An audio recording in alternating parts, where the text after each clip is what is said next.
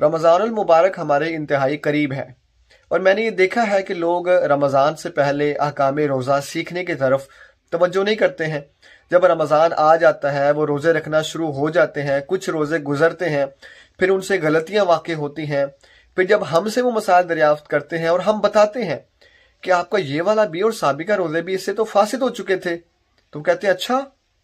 چلے علامہ صاحب اب ہم یہ غلطیاں نہیں کریں گے۔ لیکن جو وہ روزے فاسد ہو گئے، ان کی قضا کا جو کانسیپٹ ہے اس کو تسلیم کرنا ذرا ان کے لیے مشکل ہوتا ہے، اور جب تک قضا کرنے کا ان کا ذہن بنتا ہے تب تک اگلا رمضان آ جاتا ہے۔